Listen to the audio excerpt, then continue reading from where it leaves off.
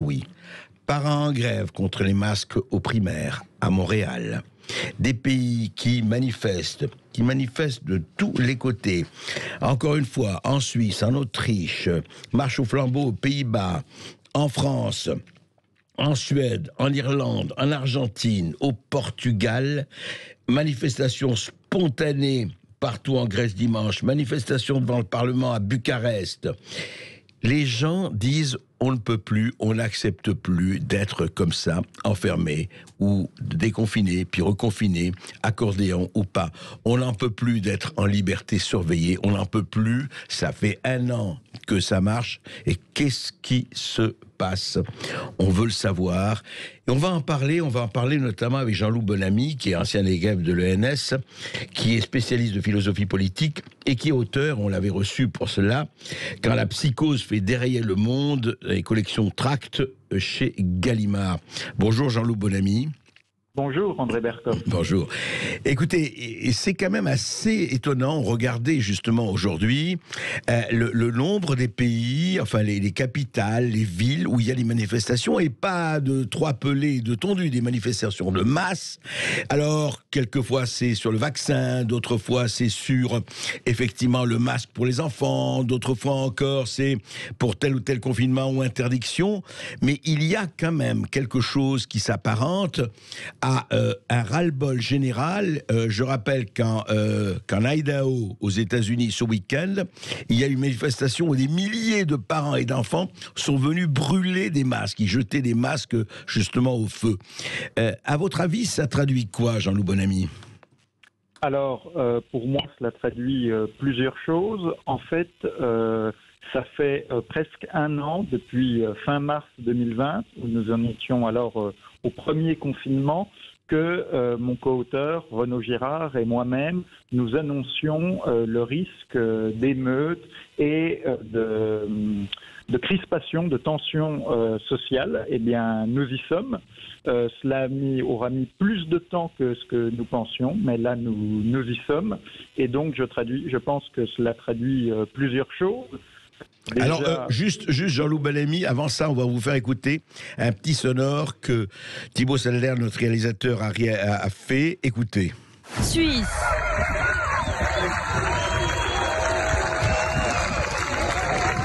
Autriche.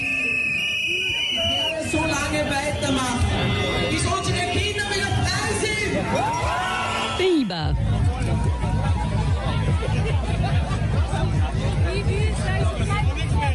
France.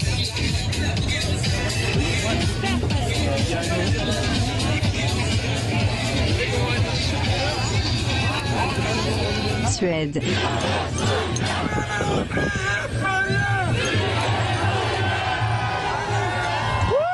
Irlande. Children expected to go into extreme poverty worldwide because of unnecessary lockdowns.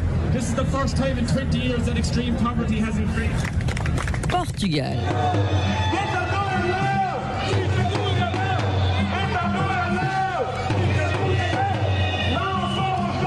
Argentine.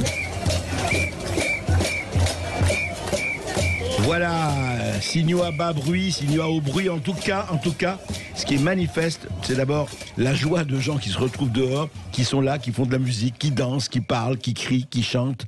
Il y a quelque chose là, Jean-Loup Bonamy. Alors, vous étiez en train justement d'analyser, en fait, de donner des explications, mais c'est assez impressionnant quand même. Oui, tout à fait. Donc pour moi, les explications, elles sont multiples. Premièrement, la crise économique due au Covid. Vous voyez bien les effets, par exemple, oui, sur toute l'économie, et notamment en France, par exemple, sur les restaurateurs, les indépendants. Donc on a là un contre-coup de la crise économique et sociale. Deuxièmement, on a également la lassitude, puisque ça fait désormais 1 an que les restrictions ont commencé et qu'on ne nous annonce toujours pas de date de sortie claire. Vous savez que les restaurants en France, par exemple, ont fermé le 30 octobre. Ils devaient d'abord rouvrir début décembre, puis début janvier, puis le 20 janvier.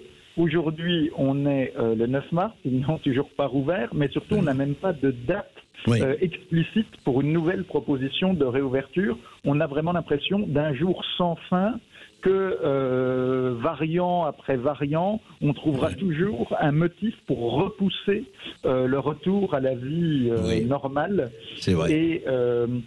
Et donc cela crée vraiment une incertitude qui est lassante, qui est angoissante. Et également pour le couvre-feu, vous avez remarqué qu'on était au printemps et un couvre-feu qui dure maintenant déjà depuis plus de 2 mois est beaucoup plus dur à vivre quand on est en mars, qu'il fait beau et que le soleil se couche à 19h que quand on est en janvier. Donc oui, je pense vraiment une lassitude profonde. Et puis être coupé. On ne peut pas voir les gens dans les cafés ni dans les bars. On ne peut pas retrouver ses parents, ses grands-parents. On ne peut pas se revoir, quoi. En fait, on est confiné au sens de la famille la plus, je dirais, mononucléaire, si je peux me permettre. Oui, exactement. Et on est d'ailleurs confiné, paradoxalement, vous êtes confiné à l'endroit où se passent les contaminations. Exact. Puisque 80% des contaminations au Covid-19 ont lieu dans la sphère familiale, puisqu'il y a beaucoup plus de contaminations en intérieur qu'en extérieur. Et là, les gens qui se réunissent dehors, vu le très faible taux de contamination en extérieur, ne courent en fait paradoxalement aucun risque. C'est beaucoup plus en étant confiné. Si vous voulez l'exemple du couvre-feu, moi je suis toujours très impressionné. Vous allez dans un supermarché à 17h45, donc un quart d'heure avant le couvre-feu. Vous avez une queue hallucinante de gens agglutinés les uns sur les autres qui se dépêchent parce que du coup le supermarché va fermer dans un quart d'heure, 1 ou 2 heures plus tôt que prévu. Et donc ça augmente paradoxalement le risque de contamination. On a l'impression que les gens qui prennent la décision du couvre-feu ne font pas les courses, qui viennent dans un supermarché à 17h45. Il vaudrait mieux, au contraire, que le supermarché ouvre plus longtemps, jusqu'à 20h ou 21h, pour diluer, au contraire, plutôt que de créer ces longues files. Et les gens là qui se réunissent pour protester contre toutes ces restrictions, vu qu'ils sont en extérieur, ne courent aucun risque. Oui, en fait, allez-y. Il y a 3 semaines, en Martinique, les restrictions sanitaires avaient été bravées pour célébrer la tradition du carnaval. Et on avait entendu les hauts cris de tous les partisans du confinement qui disaient que ça allait être une catastrophe sanitaire. 3 semaines après, on n'a aucune catastrophe sanitaire en Martinique. Oui, comme quoi c'est quand même étonnant, cette espèce de persistance dans un certain déni de réalité. Et ce sont ces personnes qui persistent dans ce déni de la réalité qui se proclament être les experts, les scientifiques, les sachants et autres. C'est quand même un paradoxe, et pas seulement en France. La preuve, c'est que ça se passe un peu partout, et c'est pour ça qu'un certain nombre de gens... Et il y a ça, c'est-à-dire si encore on leur disait la vérité, qu'ils sentaient que c'était ça. Mais quand ils voient je dirais pas l'abyssal fossé, mais enfin quand même le décalage entre la réalité qu'ils vivent et les résultats, même chiffrés, on peut se poser des questions. Oui, bien sûr, mais pour moi qui me suis beaucoup intéressé à la sociologie des organisations, ce n'est pas une surprise, c'est quelque chose de très fréquent. Les dirigeants, de manière générale, mettent beaucoup de temps, ça a toujours été dans l'histoire, à reconnaître leurs erreurs et à pouvoir changer radicalement de politique s'ils constatent qu'elle est erronée. Il y a des effets d'inertie très lourds. Et aujourd'hui, ces effets d'inertie très lourds, vous les retrouvez. Ils sont entretenus, par exemple, également par la pression. Enfin, il y a des militants pro-confinement qu'on voit tous les jours, jour après jour, sur les plateaux de télévision. Il y a la question du risque pénal, qu'ils engagent leur responsabilité juridique avec le fameux principe de précaution qui paralyse complètement. Donc, en fait, on est face à des logiques d'inertie où il faudrait énormément de courage politique pour pouvoir changer de politique. Finalement, on préfère persister dans quelque chose qui ne marche pas, mais qu'on a déjà enclenché, plutôt que de faire un vrai virage. Oui, c'est ça. C'est parce que, évidemment, d'abord, le courage est une vertu, hélas, de plus en plus rare. Et deuxièmement, effectivement, mais pourtant, perseverare diabolicum, hein, en principe. Exactement. Mais on voit que... Et à votre avis, sans faire de prévision, on ne va pas se mettre à faire des modélisations, Jean-Loup Bonamy, mais en sociologue que vous êtes, en philosophe que vous êtes, est-ce que si ça perdure, on ne va pas faire d'échéances, mais si ça perdure, vous pensez que ce ras-le-bol et ces manifestations vont se multiplier ?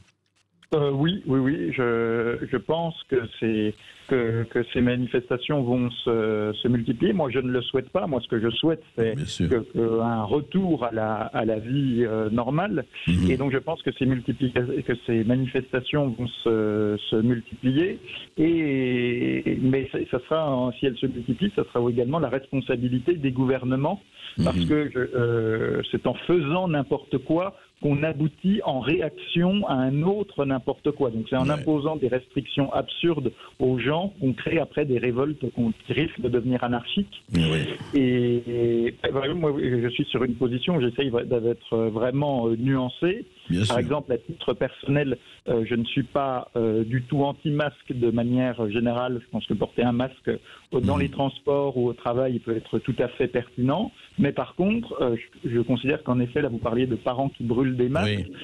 Imposer le masque dans la rue alors qu'il n'y a quasiment pas de contamination en extérieur, ou également imposer le masque aux enfants, alors qu'on sait que les enfants ne sont pas du tout un public à risque pour le Covid, qu'ils jouent un rôle très faible dans la contamination des adultes, et que maintenant on a toutes sortes de témoignages. On sait que pour les enfants de 6, 7, 8 ans, voir des adultes masqués est quelque chose de gênant dans leur processus d'apprentissage.